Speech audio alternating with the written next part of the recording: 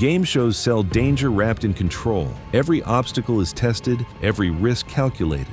But when heat pressure or deadlines push systems past their limits, those safeguards disappear. These 5 cases reveal what happens when control fails in real time, and there's no reset, no second take, and no way back. It was May 14, 2015, at a converted industrial lot outside Phoenix, Arizona.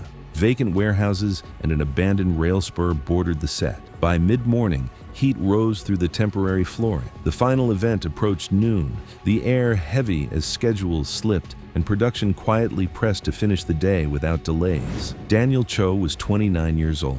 He worked as a substitute teacher during the week and coached high school wrestling on weekends. He often paid for equipment himself and stayed late to help struggling students. Strength came easily to him. Releasing effort did not. He was recruited through a regional casting call for a televised competition series aimed at everyday athletes, filmed for later broadcast. Producers noted his discipline and consistency. He had no prior injuries and trained through repetition rather than peak output. The final challenge emphasized brute force. Contestants were instructed to drive an approximately 890-pound steel sled down a straight track, release it after crossing a marked finish line, and step clear. The sled decelerated toward a padded barrier backed by a fixed concrete warehouse wall. The sled was designed with friction braking plates mounted underneath. When pressure was released, the plates were meant to engage the track surface and slow the sled before it contacted the barrier. During rehearsals, staff documented that the braking plates heated rapidly after repeated runs. The notes classified the issue as non-critical, with the assumption that sufficient cool-down time would exist between attempts. By early afternoon, ambient temperatures exceeded 105 degrees. The sled had already been used repeatedly for camera resets and promotional shots. Heat buildup beneath the track surface was noted but not acted on. The final round proceeded without modification. Daniel was the first to attempt the course. He set his feet, leaned forward, and locked his hands onto the handles. The task matched his training: direct, heavy, and absolute. At the start signal, he drove the sled forward using short, forceful steps, maintaining continuous contact as instructed.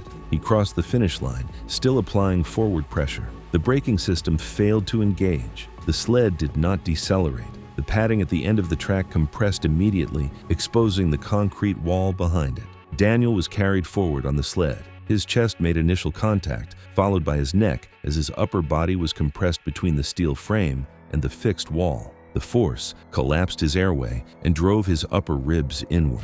Video review later showed his body lose muscle tone almost immediately while remaining upright and pinned by the sled's momentum. The sled continued to apply forward pressure due to retained momentum until staff activated the mechanical brake release, after which the sled was manually rolled back. Medical assessment determined there were no signs of responsiveness. The airway was mechanically compromised and chest movement was absent. No recovery was possible. The post-mortem examination documented a crushed trachea, multiple inward rib fractures, and severe cardiac contusion consistent with high-force compression. Airway destruction would have caused immediate loss of oxygenation, followed by rapid loss of consciousness and death. The incident was classified as an accidental mechanical failure, compounded by environmental and procedural factors. Inspections found no structural defect in the wall or padding, but braking plates showed heat-related degradation that reduced friction at a critical moment. Production was suspended. The sled design later reappeared on another program with redundant braking systems and increased buffer distance without public reference to the earlier failure. Daniel Cho didn't lose because he wasn't strong enough. He lost because the system assumed he would let go. But on the next set, strength wasn't the problem either. Timing was. It was July 18, 2016, at a temporary outdoor water obstacle set near Temecula, California. The exposed course sat on sun-heated concrete, built more for spectacle than safety. The final challenge ended cleanly, but the layout offered no room for hesitation once movement overtook instruction. Evan Morales was 27 years old and worked as a night shift warehouse supervisor for a regional logistics company. He coordinated late freight arrivals, resolved routing issues, and closed inventory reports before the morning shift. Overnight staffing was limited, leaving him responsible for multiple roles. He logged regular overtime, directing much of the extra income toward his mother's dialysis treatments. Outside of work, Evan trained several nights a week at a local gym, focusing on endurance-based circuits and controlled, repeatable effort. Casting staff identified Evan during regional auditions for a televised obstacle competition. Evaluation notes cited stamina, instruction compliance, and consistency under fatigue. He disclosed limited swimming ability and no aquatic sports background. Medical clearance was granted without additional water-specific testing. The final challenge took place on an elevated platform spanning two adjacent pools. One was a deep obstacle pit designed for full submersion. The second was shallow and decorative, measuring just under 3 feet deep. Rehearsals documented brief spatial confusion between the pools due to lighting and camera alignment, but no barriers or depth markings were added.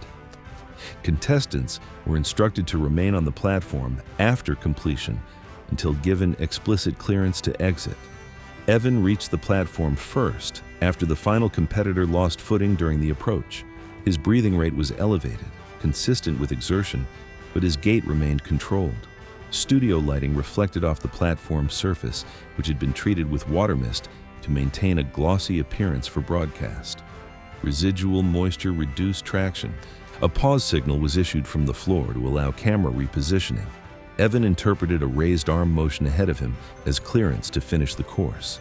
With forward momentum already established, he did not stop. He crossed the platform at speed and committed to a head-first dive. Multiple cameras recorded the movement from different angles. Evan entered the shallow pool at a low trajectory. His forehead made direct contact with the concrete floor almost immediately, less than 3 feet below the surface. His head decelerated abruptly while the rest of his body continued forward due to inertia. The resulting force compressed the cervical spine beyond structural tolerance. There was no protective extension of the arms. Muscle tone ceased at impact. His body showed minimal secondary movement and settled face down in the water before drifting a short distance and coming to rest against the pool wall. It was March 9, 2014, inside a converted competition studio in South Atlanta, Georgia. Once a distribution warehouse, its concrete floor was leveled and painted for television. Overhead, lights hummed, warming the air as the final obstacle reset. Audience noise echoed, masking how little room remained for error there tonight. Lucas Reed was 31 years old. He played catcher for a mid-tier high school baseball program in northern Georgia, known for durability rather than standout talent. After graduation, competitive athletics ended and practical work followed. He entered commission-based sales, supplying youth sports equipment to schools and municipal programs. Income fluctuated seasonally, and a recent divorce amplified the instability. The televised competition offered a single decisive chance to reset his finances. Lucas trained conservatively, focusing on balance, short acceleration, and reaction timing rather than raw power. Casting evaluations noted his composed posture and efficient movement. He wore standard sponsor apparel provided to contestants, aware that on-camera visibility carried value. The course prioritized rhythm and sequencing over strength. Most obstacles punished hesitation, but one, the rotating beam, allowed little margin for error. A padded steel arm rotated from a motorized hub at waist height, designed to displace contestants into a foam pit. The padding limited abrasion, but did not reduce rotational force. Earlier in the filming block, a timing sensor connected to the motor had briefly fallen out of sync, prompting a system reset. After power restoration, the beam resumed rotation at a slightly higher angular velocity. The change remained within internal tolerance parameters and did not automatically halt the run. The obstacle was cleared for continued operation. Lucas reached the beam late in his attempt. Fatigue was present but controlled. He adjusted instinctively, leaning forward to lower his center of gravity and brace against backward displacement. The posture reduced the likelihood of being lifted off his feet, but it altered the geometry of the strike zone. Instead of contacting his torso, the beam's rotational path aligned higher along his upper chest. As the arm completed its rotation, Lucas remained in position. The padded beam made contact beneath his chin. The force drove his head backward at extreme speed. The motion exceeded the cervical spine's physiological range. Internal failure occurred at the upper cervical junction as the skull continued rearward while the torso lagged. The brainstem was disrupted immediately. The event unfolded faster than protective muscle reflexes could engage. Lucas collapsed vertically. Structural support was lost at the moment of impact. He did not attempt to roll or brace. The beam continued its programmed rotation, making secondary contact with his shoulder and rib cage, pushing his body laterally across the mat. His limbs remained unresponsive throughout. Power to the obstacle was cut shortly afterward. Once rotation ceased, the area remained still. Lucas exhibited no spontaneous movement. Assessment on the floor confirmed the absence of breathing and responsiveness. Given the nature of the injury, no corrective intervention was possible. The post-mortem examination documented catastrophic cervical dislocation with complete brainstem disruption, resulting in immediate loss of consciousness and autonomic function. Death was instantaneous with no survivable interval. Minor torso injuries were consistent with secondary contact after collapse. Investigators found no structural failure. The beam, padding, and motor met specifications. The fatal condition arose from body positioning combined with rotational speed after a system reset, creating a narrow alignment where head-level impact became possible. The incident was classified as an onset fatality caused by mechanical force and alignment variance with no criminal findings. Rotating obstacles were removed from later designs, and the specific assembly was dismantled within weeks. Lucas Reed never saw the adjustment that sealed his fate. Marko Iliev did see the gap. The problem was that the machine reached it first. We've got more game show tragedies ahead, so subscribe if you want to see how controlled competitions can turn fatal in seconds. It was September 22, 2017, on a temporary waterfront competition set along an inactive shipping pier in Vancouver, Canada. The platform hovered above gray harbor water, bolted to aging concrete pilings. The morning felt calm, but the tide rose, steel groaned, and the rotating wall appeared predictable until its rhythm changed. Marko Iliev was 35 years old. He worked as a drywall installer for small residential contractors, moving between renovation jobs as schedules allowed. When work slowed, he trained at home in an unfinished basement, using improvised equipment and fatigue-based routines. He was careful with money and avoided debt. At the time of filming, he was separated from his partner and involved in a custody dispute over his 8-year-old daughter. The competition offered documented proof of discipline and follow-through, something he believed could help establish stability. Casting materials described him as an everyday athlete with no major sponsors. Contestants were issued generic branded clothing, which Marko wore throughout filming. He followed production instructions closely and avoided unnecessary attention. The incident occurred on an obstacle known internally as the rotating wall platform. Contestants ran a narrow runway as two padded vertical walls rotated inward, driven by hydraulic motors controlled by a programmable system. Pressure sensors adjusted output to maintain timing under load. Earlier diagnostics recorded a brief hydraulic delay on one wall, followed by automatic speed compensation. No fault code was triggered, and the obstacle was cleared, while broadcast timing graphics continued to display standard rotation speed. By mid-afternoon, environmental conditions had changed. Mist from the nearby harbor settled on exposed surfaces, leaving the platform damp. There was no standing water, but traction was reduced. Two contestants completed the obstacle without incident. From fixed camera angles, the rotation appeared consistent. When Marko stepped onto the platform, he aligned himself square to the lane and leaned forward into a controlled sprint. His focus remained on the opening ahead. As he approached, the wall on his left lagged briefly, then accelerated sharply as the controller compensated for the earlier delay. The speed change was visible in raw footage frame by frame, but was not represented on the timing display visible to contestants. Marko committed to what appeared to be a viable gap. The rotating wall struck him across the mid-torso before he could clear the opening. The force lifted his feet from the platform and drove his upper body backward. His momentum carried him over a waist-high steel guardrail installed to prevent falls into the water. The lower thoracic region of his spine contacted the edge of the rail first. an audible impact consistent with metal contact, and Marco lost postural control immediately. He collapsed backward onto the platform surface, landing asymmetrically with one leg folded beneath him. There was no coordinated movement after the fall. The rotating wall completed its cycle before the system was stopped. Medical personnel assigned to the set reached him shortly afterward. Assessment showed no meaningful responsiveness. Respiratory effort was irregular and insufficient. Stabilization measures were attempted, but his condition did not change. The medical examination determined that Marco sustained a catastrophic thoracic spinal fracture that severed the spinal cord. The injury disrupted neural control of respiration and cardiovascular function. Internal trauma occurred at impact, followed by rapid circulatory collapse. Death occurred before any effective intervention was possible. Production was halted that day. Equipment and system logs later showed the wall exceeded approved rotational speed limits during Marco's run due to an automatic compensation sequence. Investigators found no structural failure in the guardrail or platform, but cited procedural clearance decisions and inadequate real-time feedback to participants. Within a year, the production company dissolved, the set was dismantled, and the pier returned to disuse. By the time Marco hit the guardrail, the failure was mechanical and immediate. For Trevor Bell, the danger wasn't mechanical at all. It was slower, quieter, and ignored until his body stopped compensating.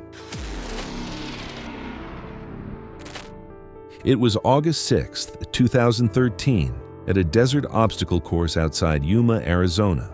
Built on sand and gravel, the set baked under rising heat. By late morning, windless conditions strained contestants. Water stations were distant, schedules tight, and the environment quietly erased every safety margin. Trevor Bell was 34 years old. He worked as a regional delivery driver across southern Arizona and eastern California, accustomed to long hours and heat exposure. He trained late at night after shifts using stair runs and improvised garage workouts, relying on consistency rather than speed or power. During casting medical evaluations, Trevor disclosed mild hypertension managed with medication. His vitals met clearance thresholds. No restrictions were issued, and general heat risks were noted without identifying individual contraindications. He joined the show for supplemental income amid rising medical expenses in his family. There were no bonuses or performance incentives beyond standard appearance pay, and withdrawal meant elimination and loss of future fees. The course emphasized endurance under prolonged exposure, with widely spaced obstacles and little shade. Steel components absorbed heat throughout the day. Safety protocols relied on visual monitoring and self-reporting, with medical intervention triggered only by clear distress or collapse. By early afternoon, ambient air temperatures exceeded 108 degrees Fahrenheit. Surface temperatures on exposed metal were significantly higher. Filming was running behind schedule. Continuity requirements led to repeated obstacle attempts and extended time on the course. Earlier medical recommendations had advised shorter rotations and enforced cooling intervals during peak heat, but these adjustments were not formally implemented. Trevor continued cycling through attempts with brief rest periods. Over time, signs of heat strain accumulated. His pace slowed, movements became less efficient, pauses between actions lengthened, his skin tone darkened, and sweat production visibly decreased.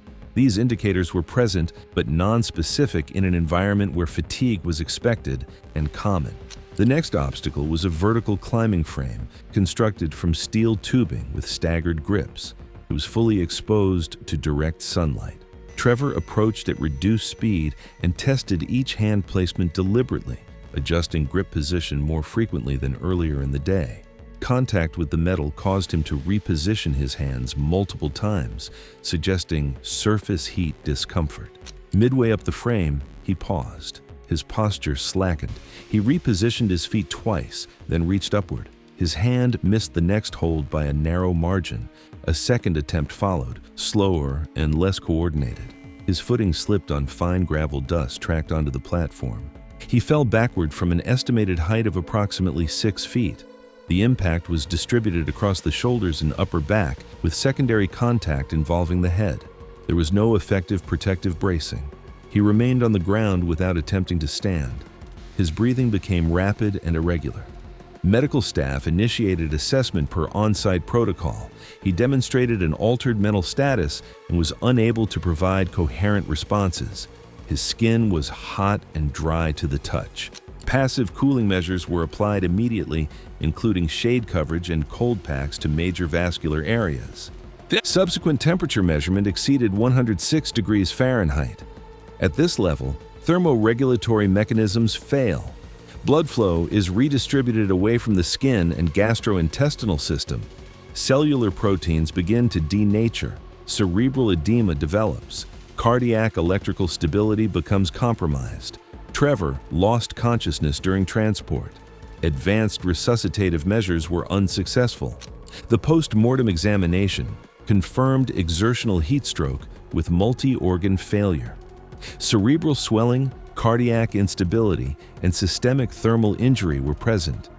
The fall contributed to the event, but was not independently fatal. Investigators concluded the death resulted from prolonged exertion in extreme heat without enforced rest or active cooling. No equipment failure was identified. Heat risk advisories had been issued but not implemented. Filming was halted for the day, and later seasons introduced mandatory shade intervals and reduced retakes during high-temperature conditions. Thank you for watching. Like this video? Click here.